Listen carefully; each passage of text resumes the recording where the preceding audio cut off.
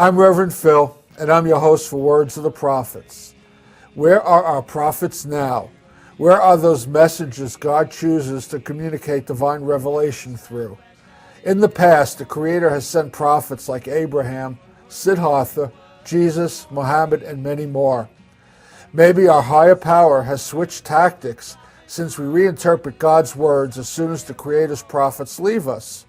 Could it be that Spirit talks to each one of us individually and we haven't learned to listen? On Words of the Prophets, our modern prophets show us how to find the internal prophet that is the I Am, and we discuss the application of spiritual principles in all aspects of our lives. Love and light, everybody. I'm Reverend Phil, and I'm your host for Words of the Prophets. Today, my guest is Shelia Applegate, who is an MSW, a spiritual teacher, and the author of Enchanted One, The Portal to Love. Welcome. Thank you. Thank you for coming. Today's prophetic topic is the awareness of all that is. Our topic can be found on page 21 of the Enchanted One, The Portal to Love, and it's the opening statement in chapter 3, and it's titled, the chapter is titled, Remembering Our Wholeness. The complete statement reads as follows: Enchanted One, I rest in the vibration of divine love as I open my heart and expand myself into the awareness of all that is. I am a whole and beautiful hologram of the universe breathing love on earth. And that was just like such a beautiful statement. Thank you. And we're going to talk about how we got there. But before we do that, why don't you kind of give us a little history background. Who is Shelia? How did she get to this place to become particularly a teacher and an author? Well, I think that it's been a journey of my entire life. I did start out as a clinical therapist working with children and families. And spirituality and following those gifts have always been a part of my process and something I've been passionate about. After about 13 years ago, I felt like I couldn't remain in the role of the therapist anymore because I had learned so many different healing techniques and spiritual techniques that I felt like I was sitting on my hands. Where were you learning them? I studied in a metaphysical Christian church for quite some time, and then I also became a Reiki master. I also have a strong connection to the Iroquois, which is the Native American in my area, so it was just a culmination of all. But probably mostly once I learned how to connect with Spirit, I was learning directly from Spirit. I mean, the first thing that comes to mind is the concept of a metaphysical Christian church. Almost sounds like a contradiction in terms. It was actually a really beautiful experience. That's where I learned how to communicate with Spirit through guided meditation. So that's still the foundation that I share with others. It was the guided meditations that just really kicked it in for me. And it was a wonderful bridge because I had been raised as a Protestant, so I had that freedom to explore spirituality at a deeper level without feeling a conflict from my childhood and the stories that resonated and that I had already known. Was this like a New Thought church? Probably. I'm not. Well, it's under the Congregation of Infinite Light was the name of it. Okay. So. That's more of a New Age church than Yeah. New Thought. Yeah. Okay. Yeah. So you got all these gifts, and as you were getting these gifts, it didn't jive with the work you were doing. Actually, I was able to blend them to some degree, which was really wonderful, but then it just reached a point where it felt like I had so much more I could offer, and I was being held back by the position, so I left mainstream work, and mainstream being working with the Oneida Indian Nation, so it wasn't really mainstream, but I left that type of work about 13 years ago and opened a practice of giving spiritual readings and healings and teaching guided meditation and bringing forth messages. How did you feel when you first started? Did you feel like you were home? Yeah, I think I did. I think I did. Because your story is not much different than mine, you know, and I'm a state licensed counselor here in New Mexico, and I was working for, well, state-funded agencies, and it was feeling like, you know, two things. I couldn't use the gifts I had, and the other thing was paperwork. Right. I don't have to do the paperwork anymore. Yeah. Of course, I wrote a book, and I have to do the whole business side, but But when you're with your clients, you're with your clients. You're not Right. taking notes and you're not writing them up afterwards. Yeah, I mean, And that was a really different concept, because in my training and in my work, I had to remember and, like you said, write notes and memorize everything that would happen in a session. And when I started doing the spiritual readings, I actually learned a technique to place a veil over me and forget everything. And it completely goes away when I'm done with a session. It's theirs, and I'm done with it. And I move on, and they move on. so let's talk about this. How did you first get into channeling? Well, it was through the church. I started with a guided meditation, and I learned to communicate with my own guides. And then from there, we actually did prophecy in the church. So we were trained to go and give messages. We would go, right down the congregation and ask people if they wanted a message, and boom, boom, boom, give them a little message. So that was sort of a really fast-track way to get yourself learning how to turn it on and turn it off. And then I just explored more and more. It was my natural way, so it ended up becoming very easy for me. When you say turn it on, were you turning on to your higher self, or were you turning on to other entities, or both? Both. I think when I say turning on, I mean opening the third eye and closing the third eye. Yeah. I'm kind of a stickler that even if we have the ability to look at people and offer messages, we really shouldn't unless we've been asked. So that control Yes. over the third eye is what I think I learned at that point. Talk about that. Explain it a little bit deeper for people who are watching and listening. Well, the way I explain it is that when you're looking with your physical eyes, if you didn't have control over your physical eyes, if you had to look at everything all the time, you never blinked, you never had the option of turning away or closing your eyes, it would be a complete overload. And we have to learn, just like we know discernment with what's appropriate to look at, what we should turn away from, and all of that with our physical eyes, we need to do that with our third eye as well. And so it kind of goes a little bit deeper, since not everybody sees with their third eye. So just because I can look at you and know things about you, that doesn't give me a right to do it and invade your privacy unless you've asked me to. What do you see? Do you see auras? Do you see history? How does it get presented? I see auras you when won't I look at close. me, it's good. I see auras when I close my eyes and open up. I see it like that. I've never actually been one to look at someone and see auras with my physical eyes. But once I open up, I do an opening prayer and I open up to spirit. I actually, when I'm working with someone, I see the way they see. So, because my goal isn't just to give them messages, but to be able to help them communicate with their guides. So if they tend to see in color, then that's what I see, and then I move and communicate with their guides that way. If they're meant to see very vividly, and I can guide them towards that, then it'll come out in a strong image. So it really varies. Do you want to use me as the guinea pig? Sure. You Go want me to- ahead. Let's. Yeah, what do I need to do? You could just sit there. I just need to close my eyes for a moment and say Okay. an opening prayer, and then I'll just see what I see for you for a Can you moment. say the prayer out loud so people hear I it? sure can. And the prayer actually is, these are my guides that I call on and the ones that I'm closest to, but basically it's just my way of calling from oneness, all that is God, to the Alpha and the Omega, and all the way down to my most personal spirit guides, and then I ask to work with yours as well. So that's what the prayer will be. Okay. Dear God, Goddess, Creator of all that is, Alpha, Omega, Enchanted One, Solara, Isis and Ra, Magdalene and Yezu, Two Feathers, all of the ascended master beings and angelic hosts that are here with us, we give thanks. I ask that my guides work with Reverend Phil's guides in accordance with his divine plan, and I give thanks. Amen. So as I open up to spirit for you, the very first thing I see is a lot of green light around you. I see the green light surrounding you.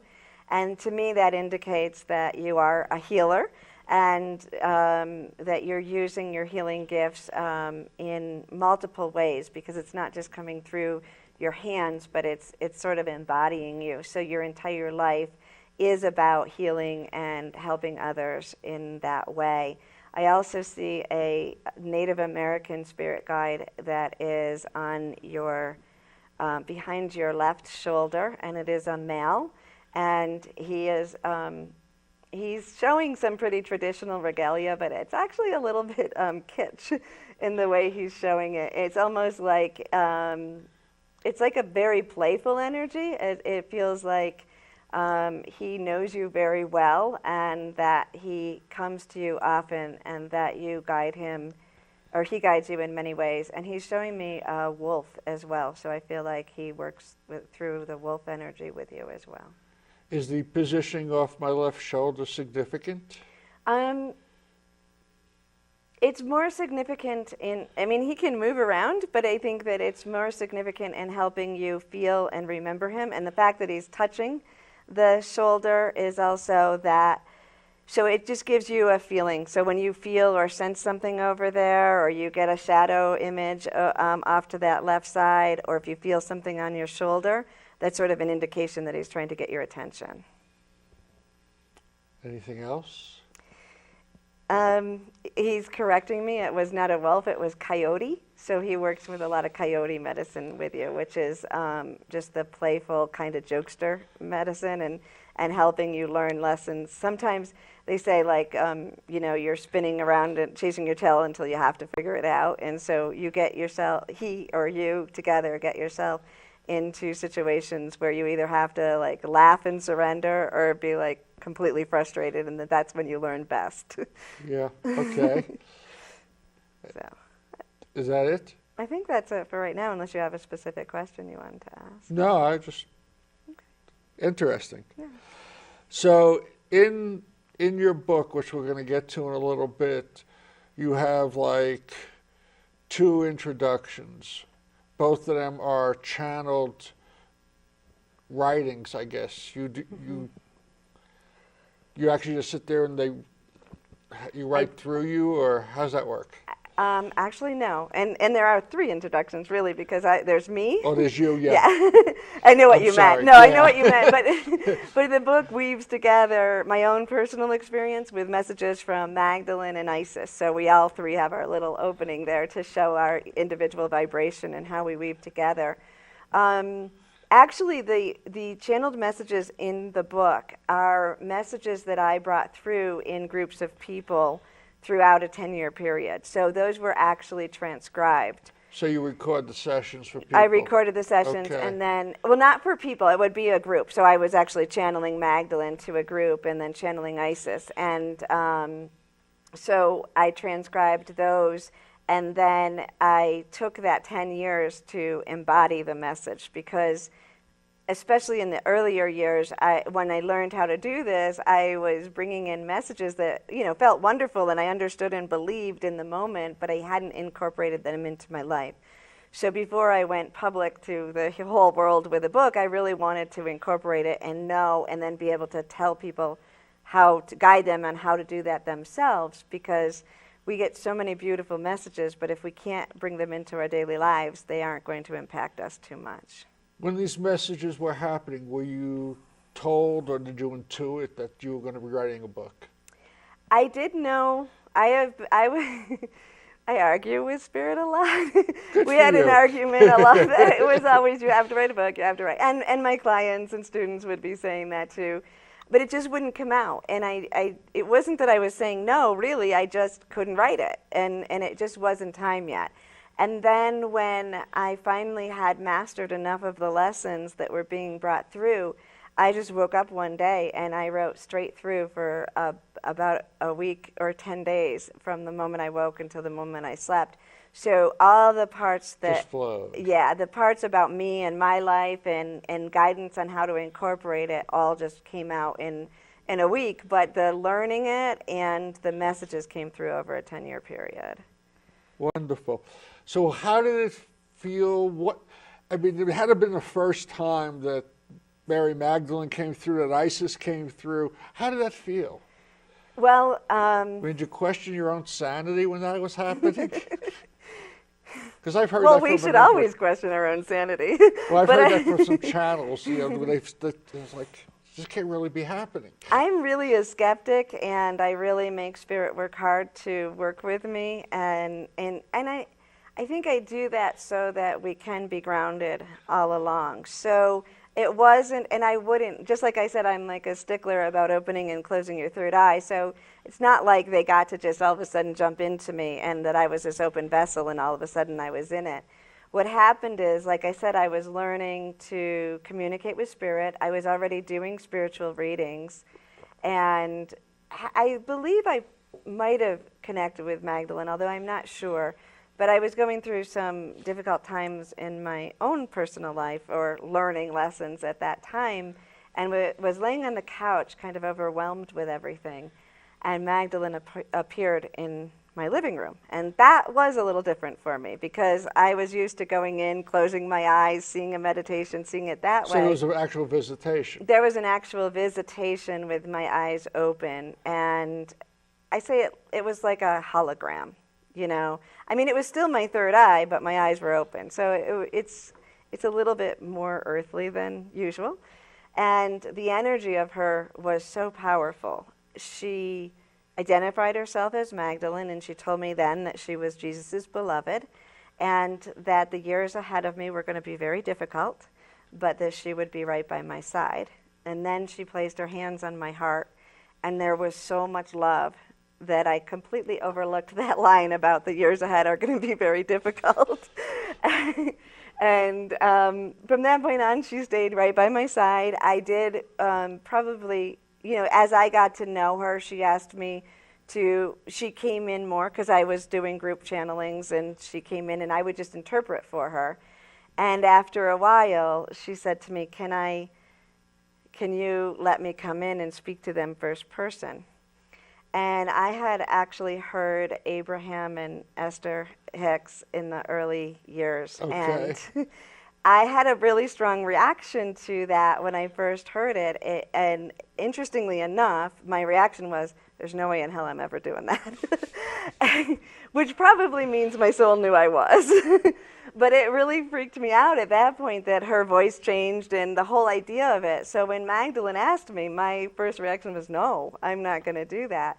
And then again, she placed her hands on my heart, and there was so much love that the next group that I was running, I let her come in. And by then, our frequencies were pretty close. So she was familiar. I don't leave. It's not like she takes over for me. It's like we expand and we're both in there. And we can even carry a conversation on in the background as she's speaking. So you're conscious of everything that's coming through. I'm conscious and sometimes learning it at the same time. Yeah. Some people aren't. I've had a lot of experience with channels, and some of them have to listen to the tapes. What did I say? Right. Well, and I can listen to a tape and be like, wow, afterwards. But I did hear it when it was happening, but it still can have an impact later. But I am way too much of a control freak to let myself get all the way out. Did you ever get a reading from Esther Hicks? I did not. I had that experience of listening to her when I was younger, and then I just pulled completely away from that because I needed to do my own work, so I wasn't really listening to other people's channel. But a couple years ago, I went and saw them live, and it was a really great completion of the circle to be in that space and to feel that. And interesting, she doesn't sound the way she did when she started because her vibration is matching Abraham's more. You start to blend together. I have a good friend. We did a show maybe about a year ago. She's out of Austin, Texas, who also channels the Abraham group. Oh, cool. You know, and it's an interesting experience. But also, she does not change either. She's there in that vibration. Right. But she still has that same, like you know, prove it. You know, like, there are things that came out during readings. In fact, they're on my website. And, you know, she's like, I was validating some of the things she said. She goes, and I wasn't believing it until I heard you say this was true, you know. You know, I think it's kind of good to be a skeptic when you're in this position. And it's not really skeptic. I completely believe in spirit. It would be completely unnatural for it not to be real to me now. But the same way, if I talked to someone on the street and they told me something, I would run it through myself and see if it felt right. Yeah. And there's no reason not to do that with spirit. Well, I think there's too many people out there who think they are a channel, and all they do is channeling themselves. You know, I mean, I've had those experiences too. But it's just, so there's got to be a certain, on the person channeling and on the person getting the reading, a certain amount of skepticism, just, not to buy into. You got to run through I think that's healthy. that truth filter. Absolutely. Yeah, exactly. I think that's healthy. So then Isis came later. Isis came later. Magdalene introduced me to Isis. I got a friend. You want to meet her? Yes, exactly. Well, she explained that Isis was her spirit guide. When she was walking on earth with Jesus, Isis was the one that guided her and taught her what to do. And as she said, I'm in the order of Isis. And so she introduced me to Isis in that way. And I really did not, I've really been protected, I guess. They kind of shield me from doing too much reading. I just can't. Even if I pick something up that they don't want me to read, I could read a page over and over and I won't know what I read. So I haven't done a tremendous amount of reading on Isis or Magdalene. It's more what they tell me. And Isis, from my understanding, hasn't been on Earth very much, a little bit, but not very much. She's mostly been a spirit guide. So I think she sort of represents the archetype of the divine feminine. And she's amazing. I absolutely love her. She's strong and I guess fierce love. I mean, she's got so much love and she holds such an incredible space that she allows people to look at their shadow sides, to incorporate all of themselves, to see the parts that aren't as easy and find the love in them. So when you sit down to channel, do you specifically request one or the other? Do you request both? Or you just take whoever shows up? We work as a team now, so sometimes, if I'm asked to if I need them for one reason or another, I'll request one, or I'll just open. Sometimes in one channel, we'll just weave between the two of them. It really can happen either way. We're a team. They can request it, I can request it. It's just as if you were on a team with humans. They just happen to be non-physical. So you can tell them to get lost and they'll go away. If they want to. Okay. A lot of humans don't go away when you tell them to either. Exactly. So there is, I know on your website there's a beautiful, and I'm not necessarily mean you have to do that one, there's a nice, beautiful, with you on stage leading a meditation. Do you want to choose a meditation, maybe mix in a little channel with it? And absolutely. And actually, I could never repeat that one because I have certain things that I know and I like to incorporate and teach people, but I see the meditation and describe it. So when I open up, I don't even actually, I literally see and just describe what I see. I never plan a meditation ahead, so it's perfect. Yeah, and you say that. There was are you familiar with the Jiddu Krishnamurti? I don't think so. Okay. He wrote his first book, he was 16 years old. It was under the name of Alcyone, and it's called At the Feet of the Master. And the reason I'm telling you this is because what you just said. He talked about how his master never said things more than once. It was never repeated. And I was like, when I first started reading this book, it was very early on in this journey. And I was like, that's awfully harsh. I mean, I got to have 100% attention. I can't do that. And then later on, I came to what you just said. I understood that it's never repeated because it's not a planned speech. Exactly. I'm in sessions with people, and what did you just say? And I don't know. Because it's not like I'm sitting here and just letting it flow through me. Exactly. And that's why it's never repeated. Right. But when you said that, it just triggered that memory. So I'll keep quiet. Okay. You do your thing. Again, I don't need to redo the whole prayer, but I'll just center in for a little bit. And can I ask questions throughout this, or do you need to just let it flow? You want to ask questions to Magdalene and Isis? Is that what you're thinking? Or ask questions? Just throw a question on whoever wants to answer, either one of the three of you. Yeah, once we get, so what I'll do is I'll do a guided meditation. I wouldn't be able to have questions during that. Okay. But then once we get into this spot and I start turning it over to them, sure, you can ask questions at that point. Perfect. Okay.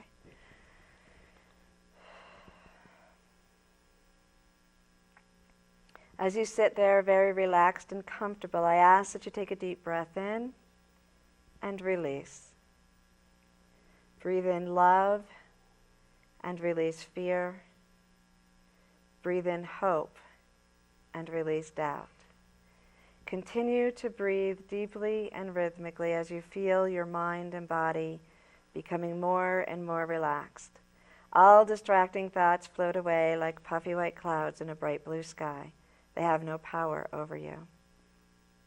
And as you sit there very relaxed and comfortable, you begin to see, feel, and sense above your head a beautiful image of Grandmother Moon and Grandfather Sun, encircled by a ring of light. The golden light of the sun and the silver white light of the moon begin to dance above your head, harmonizing now every cell of your physical, emotional, and spiritual bodies, moving into your eyes and your third eye, that you will see only the truth, into your ears and your inner ears, that you will hear only the truth. And then that beautiful light fills your throat, opening the throat center now that you are free to speak the truth with love, grace, and strength. And then the light pours over your shoulders, releasing now the burdens that you carry for other people. You thought that you took them in love, but now you remember they are not yours to carry. Release them into the oneness. That beautiful light pours down your arms and into your hands, that all those you touch will feel the healing vibration of divine love. And then that light floods your heart, opening every chamber of your heart, moving deep into each crevice, each shadow, even the spaces that you feel are unworthy of love, now being flooded by the beautiful grace of Alpha and Omega. The beautiful silver and gold light continues downward just below your rib cage to the solar plexus, the emotional center of your body, bringing into harmony now all of your emotions, that you are free to experience the full spectrum of emotion wrapped in divine grace. And then the light continues into your midsection, the creation center of your body. Whether you are male or female in this life, this is your sacred womb, where all your dreams are made manifest. The light pours out your tailbone and down into the earth, ring upon ring of gold and silver light emanating out across the earth, connecting with all the others who are holding the same space, amplifying with each that it touches. And then moving layer upon layer upon layer into the fire core of our Mother Earth. The flame of God within our Mother Earth rises up in all of its magnetic energy and enters back in through the tailbone, igniting the creation center and bringing with it every molecule necessary to create the perfect form of your truest dreams on earth. The light continues outward in every direction until every single cell of your body is in perfect harmony, reflecting heaven and earth. And as you rest into this space, you begin to see, feel, and sense all around you a beautiful crystal city with vibrant, beautiful fields of flowers, trees, mountains, and waters. And as you rest in the beauty of this space, I surrender myself now to bring in the vibration of the one that we know as Magdalene, that she may speak to you and bring you not only the words but the vibration of love that your heart desires in this moment.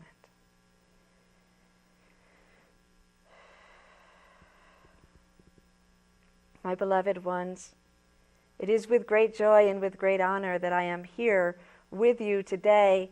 I see you all coming to me, and I see around the world more and more are waking up and remembering. For now is the time we have been waiting for. Now is the time that my voice and my message is heard. The time when you remember your heart and the beauty of the love. The time when you remember the full story that was buried for so long. For we have asked for many, many centuries for you to live in the vibration of my beloved Jesus, to become more than what he was, to embrace his gifts and to bring those forth on earth. But how could you when you had only learned half the story? For it is the union of the heart and the mind, the union of the male and the female. It is the wholeness of this and the union of this love pouring through us that creates.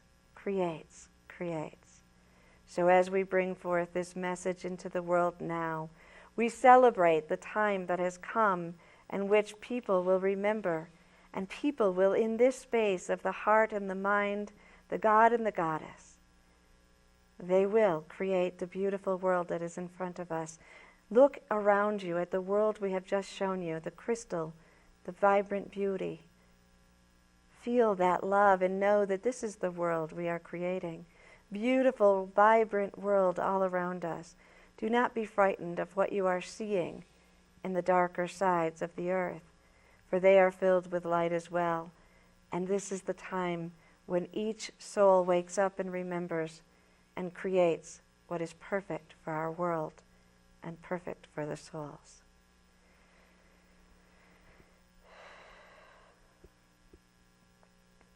I give thanks to Magdalene for the words that she has spoken today, and I surrender myself now into the vibration of Isis that she may too bring forth her words.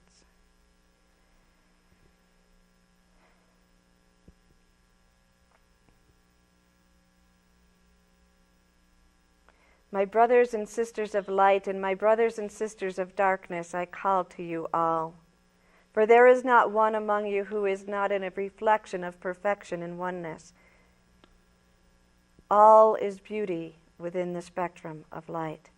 We are all one, and there is not one part within you that is not of beauty and perfection.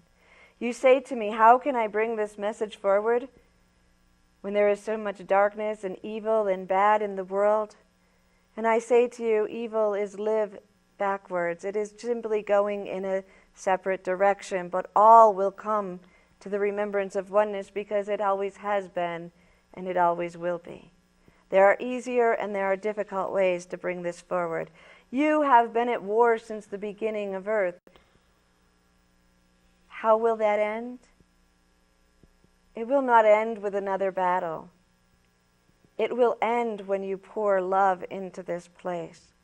When you pour love into the spaces that you feel are unworthy of love.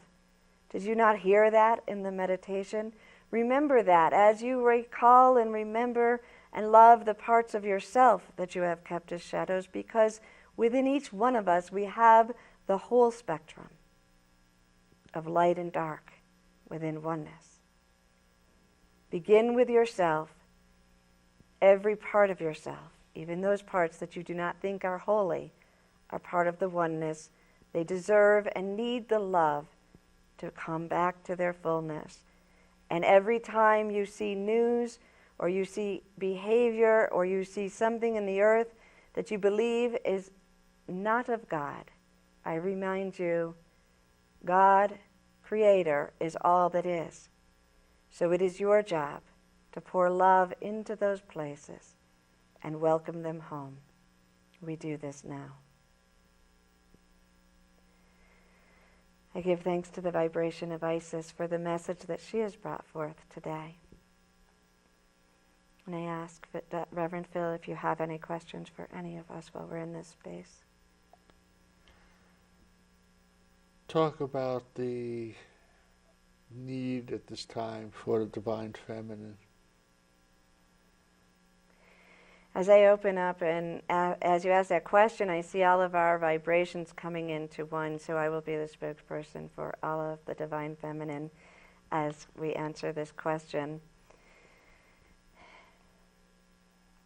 The vibration that was spoken to by both Isis and Magdalene is a reflection of the understanding and the essence that this is the time for us to bring forth the God-S center, the God-S center. It is not less than God, it is more than God. It's the expansion of both the feminine and the masculine as one.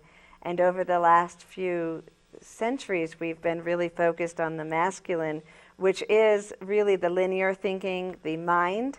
And we've really completed that cycle. And as we see science being brought into a space where it is circling itself right around to say, oh, there is oneness. Oh, molecules do affect each other. We are connected. We have enhanced ourselves through the linear mind to the point of circling back to the remembrance. And now it is our time to open to the emotions, which is the goddess vibration, the heart center. And we need to bring that to the full spectrum, to that place of remembering the oneness.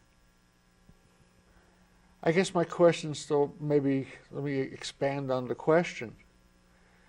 Why are we now in need of something we should have been in need of it all the time? Magdalene wishes to answer this one. And she says that there is an illusion of time, and yet we are all in one essence. And all time exists in every moment. And when you are in the illusion of the human understanding, and linear time has a very strong impact on you, it is often easy to forget the truth that we are already there and we are simply remembering. So as human beings exploring the expansiveness of our existence, we pulled this out like taffy. We pulled it out in time so that we could examine, much like putting a molecule under a telescope so that you can see it in more detail. A microscope, she corrects herself. Under a microscope so that you can see it in more detail. So it was the pulling out or the separation that let us really explore the male vibration of the goddess and the mind and the linear thinking. And now we place on top of that the goddess heart center. Could we have done it in another way? Perhaps we could have, but this is the human experience and how we chose it. So this all leads us to the book. Yes. Let's talk about the title, Enchanted One, The Portal to Love. Break it down. What does it mean? All right. And I made them break this down because they gave me the title and I sat with it for a while and I wasn't convinced. So I said, okay, what does Enchanted One mean?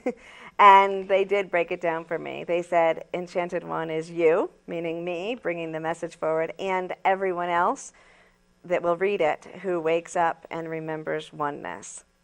And they use the word Enchanted One for oneness because also it is that, so it's enchanted oneness. It's the remembrance of all that is, which is, it's not just a thought. It's enchanting. It's a feeling. It takes it from the thought of oneness to the feeling, the enchantment of oneness.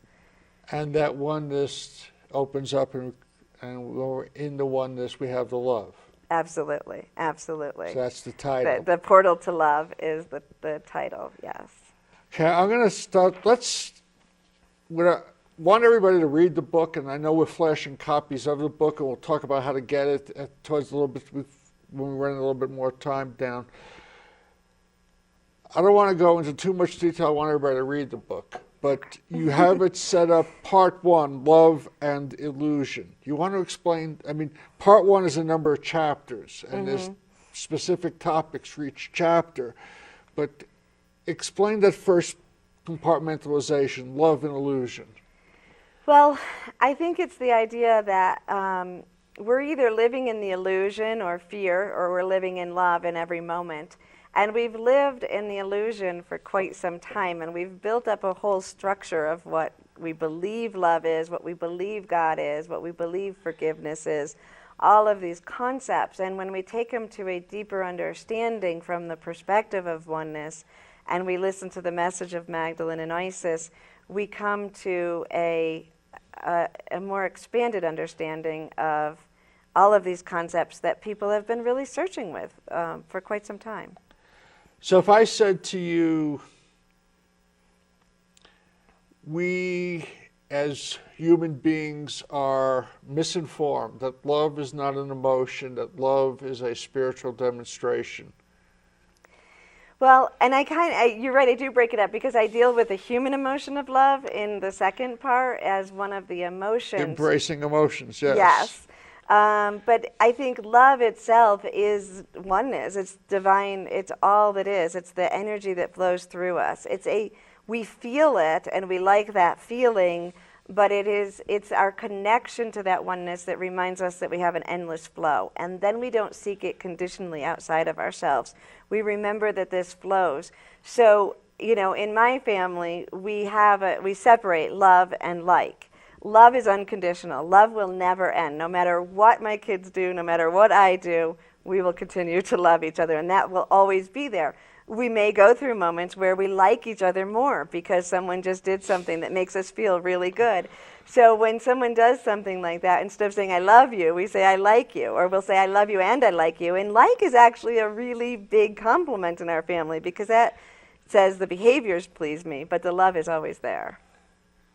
And that is the ideal way to deal with children. Yeah, I think so. I take a very, and I think I've said this on the air before, I take a very broad definition of abuse, that abuse is any time a child and their behavior become one. Mm-hmm. So instead of saying to you, Sheila, what's wrong with you? Why can't you get this done? It's like, I love you, but I have a problem with what is or isn't happening. Right. Exactly. And now we then don't make love conditional. We don't teach the child that their only worthy of love is they're performing rightly. Right. And in the book I talk about how when we're born, we love unconditionally. It's just there. And then our society goes about teaching us unconditional love. So even you take that from childhood and you move up to romantic love, and that's really messed up because by then everybody's got complete confusion about what love is and places so many conditions on it. So the first part of the book is kind of stripping away those conditions. So romantic love then becomes a contradiction in terms. Yeah, it is. I think it's really about, often more about control, but we can get back. I mean, there is passionate love. There is love that can flow, but we have to redefine and understand things. So we really kind of look at some of the things we've been taught in the first part and put a different perspective on it. You use the word passion, and that word reoccurs throughout your website, throughout the book. You want to define that? And I always hear, and my kids say that too, and I hear myself saying, I'm passionate about this and I'm passionate about that. And to me, I think that passion is really when we're flowing with the divine love and creation energy. Divine love, all that is this beautiful essence of divine love, and it's pure creation energy that's coming through, creative energy. And I feel passionate when I'm tapped into that creative flow and that energy that comes through in movement. So passion is a physical sensation brought about by the oneness divine presence. Absolutely, yes. That was well said. I didn't say it, that just came through. True forgiveness. What's untrue forgiveness? I think what we've been taught as forgiveness is, I guess would be untrue forgiveness if we want to go there. We've been taught to say, we've been taught different things, but usually the idea is, you messed up, but I'm going to forgive you anyway. You did something wrong, but the kind of underlining notion of that is, you did something wrong, but I'm better than you, so I'll be the better person and I'll forgive you. And Magdalene came in and she brought in the idea to me. She loves to move around words and play with things. So she said that true forgiveness is when you understand that everything was given for us. So it's when you've done your own personal work and felt and experienced the lessons, learned from whatever the situation was, and found your own joy. And when you move through it and find the gift in it, then you can turn around and be grateful for what happened to you. Again, you may not like the behavior, and so you may not create those situations again, but you actually feel grateful to the people who harmed you. So if I hear you correctly, true forgiveness really is non-judgment. Yeah. It's not only non-judgment, but it's also gratitude. It's taking responsibility for your own journey, feeling the growth in every situation, finding your joy, and then feeling grateful for everything that brought you here. Sometimes the hard things what we're doing is eradicating duality and just saying everything is a lesson that's moving us if we embrace the lesson, moving us that much closer to the divine within us. Right. And really, true forgiveness doesn't come until you're on the other side and feeling the joy and looking back and feeling the gratitude. Yeah. It's still superficial. You can be reminding yourself when you're in it is, I'm grateful for this lesson, but you're really not until you've done your work. So it's doing that work and then feeling that's important. We're running down. We got about 10 minutes left, so Okay. Before we get back into part one, I don't think we're ever going to get to part two. They can read the book. It's exactly that was my statement. Now I have nothing to say anymore. I'm sorry. Can you tell them how to get a hold of your book? I know they've been flashing your website. Can they buy it off your website? Do they have to go to Amazon? Can they order it at the local bookstore? All of those. All of those. Go ahead. It's available on my website, which is sheliaapplegate.com. It is available on Amazon, Barnes & Noble. It's available in a lot of bookstores, so it depends on your local bookstore. But if you go into, it is available at the Ark locally here. And if you go into a Barnes & Noble and they don't have it stocked on the shelf, they can order it easily because it's already in their system, too. Wonderful. And you're available for sessions and such through your website. Do you have to be there in person? I do long distance. Most of my work is long distance. Okay. I do webinars, and I have a membership program too where people can get a whole bunch of things monthly and a live call with me every month and all of this. So. Okay. And they can do, when you say webinar, that's like a Skype thing? There's so many different words for those. I haven't figured that out yet. But basically, I do classes where people can I think they're teleseminars. They can either tap in over the internet, okay, or they can call in, in which case they could do Skype as well if they wanted to. But that allows people from all over the world to access it without an expense. But if they call in, they can ask questions of me. So. Wonderful. Yeah. I'm going to make a couple announcements, and we're going to get back to our part one. I want to just remind you that you're watching us on public access TV. That means you are the public. You're part of this equation. Without you, there is no me, there is no Shelia. So I'd like to hear from you. Questions you may have that come up from our discussions. Maybe there's a show or a topic you'd like me to cover. Love to hear from you. My email address has been flashing. It'll roll at the end on the credits. You can call me. My phone number's there. Website is there. Facebook and YouTube channel are all listed there as well. So there's lots of ways to reach me. Maybe you want to do a show with me. It's not been unheard of. I've had people call up and say, I'd like to be a guest. And we've had some interesting shows that way. So want to hear from you. Get involved. Let me know what you think, what you don't think, what you like, what you don't like. Let me know what you love. Also, just let you know, I do spiritual counseling, available to anybody and everybody who thinks that spirit is a process which they could heal with. My sessions are, I work on a donation basis, so if money is an issue, it's not an issue. God takes care of me. You don't have to worry about it. If it comes through you, beautiful. If it comes through someplace else, just as beautiful. What else we want to say? Basically, that's it. Just let me hear from you. Love to know what you think of the shows. So let's get back in. We've got about 7-8 minutes left.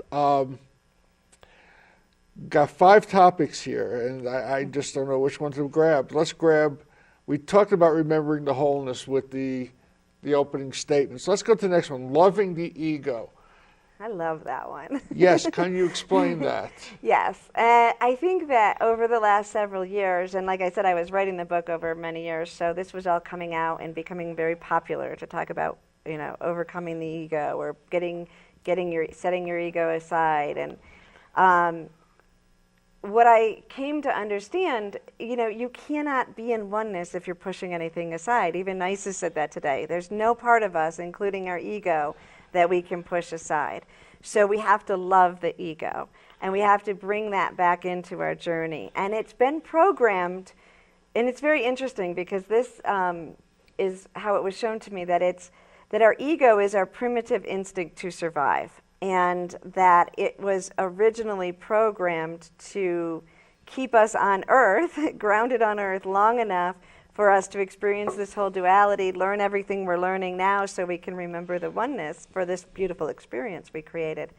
And so when we bring in a lot of light, when we start to open up to a spiritual practice and we start bringing in light in whatever way we do that, the ego flares up because it interprets it as death. Like, the tunnel of light that everyone went through. So it sees this light coming in and it says, oh, my job is to stop you from that because you're going to die. So it flares up around us. So when we remember that it's just trying to do its job, we can reprogram it and say, there's a new way. Come along with me. There's a beautiful story in the book about the peacemaker who is the Native American prophet in my area, and how this fits into that. But basically we're saying, come on, Inigo, we got new instructions. We're now bringing the light to earth and I need your help. Okay, can we do something quickly? Sure. Let's try to get Mary back with us. Okay. Done? Yeah. Okay. Now, there is a section, and I'm not real good at chapter and verses in the Gospels. I'm not even sure which book it's in. I think it's it's Gospel of John. Okay. There is maybe not, it doesn't matter. There is the 40 days and 40 nights Jesus spends out in the desert battling Satan. In interpretations of that, first off, Satan is adversary. It's not this evil entity. So to me, my understanding is the adversary is the internal, just like the jihad is the internal. At the end of those 40 days and 40 nights, Jesus' message was very specific. Jesus did not say we converted you, did not say you're dead and buried here, didn't say we're shipping you off to a foreign land. Jesus said, get thee behind me, which in the vernacular of those days was, you're always going to be here, but you are the servant and I am the master. Is that a reasonable interpretation of that part of the scripture? And this is Magdalene speaking now. That is a beautiful and evolved interpretation of the scripture, and I am grateful that people are beginning to understand that. And now I am going to expand you and take you just a little bit further to say, get thee behind me can also be a matter of support me on this journey. We say, I've got your back and I will be behind, I'm behind you on this. And that is another aspect of it. So what you have seen is a beautiful interpretation, and now let's add a little bit of love to this and feel the communion between the two. And as that ego is transformed, it can be very supportive on the journey. So it's a teacher. Absolutely. Okay. Thank you, Magdalene. Thank you. That was, because there's a lot of discussion about duality and ego. Mm-hmm. And that's why when I saw that, I said, I want to focus in on that. I did not know that scripture, and I got chills when you were saying that. That was really beautiful. Did she tell you where it was, which book it was in? No. She was laughing, actually, when you were talking about it, because she's not that attached to the Bible. Neither am I. There's some things in it that... There are beautiful things in it. And in fact, in that church, there's a metaphysical Bible dictionary out there where you can take the Bible and look up the metaphysics of it. It's incredible. Well, for me, not getting too far afield here, there are infinite versions of Bibles out there. For me, the only one I ever pay attention to is the King James. Because in the King James, what they believe Jesus said and taught is in red, and everything else's commentary is in black. So when I go to the book, I don't read the black. I don't care about anybody else's commentary. I just want to, the words. Mm-hmm. And that's the way I distinguish between that's the only one I read. Mm-hmm. I've got these programs at home and you get 20 different versions of the Bible and I don't even know what the other 19 are. The one works for you. And we got about 2 minutes left or so. Quickly, male, female, releasing the illusion. What illusion are we releasing? The male-female releasing the illusion. That was your final chapter in part 1.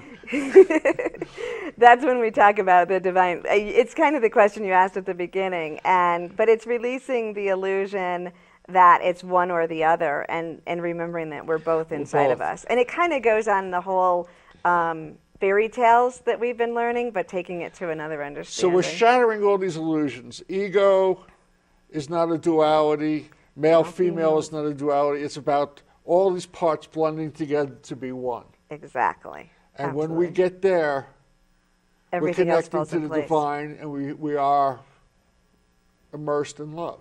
And it's a whole new world around us. Absolutely. Beautiful. Give you about a minute. You've got a closing comment. Well, first of all, I want to thank you. Thank you for your journey and for dedicating your life to helping us all come together. And I think that what you stand for is exactly what this is. The separating the duality, and then also remembering that every single person on earth has a beautiful message to bring us, and that we need to come together and stop separating. It's all about the oneness. It is about the oneness, and it's not just a thought, it's an essence, it's a being, and it's a feeling. I got a friend of mine who lives in, something ferry in upstate New York, and that's his message. He keeps trying to get out there, the oneness. I'm going to we'll have to connect the two of you together. Absolutely. I thank you so much for being a guest. Thank you for coming. Thank you for having me. It's our pleasure. Just quickly, that's the message. We are one. Find that oneness within you. Share that oneness with everybody, and you're sharing it with yourself. You can help it not get better. We are here to love. We are here to help. We are here to serve. When we serve others, we serve ourselves. When we serve ourselves, we serve others. There's no distinction. So live in that love, live in that light. Let it enhance your life, and let it be demonstrated. I thank you all for tuning in. Blessings. I'm Reverend Phil, and I've been your host for Words of the Prophets. Thank you for tuning in. Please join me again next week, same time, same channel, for more Words of the Prophets.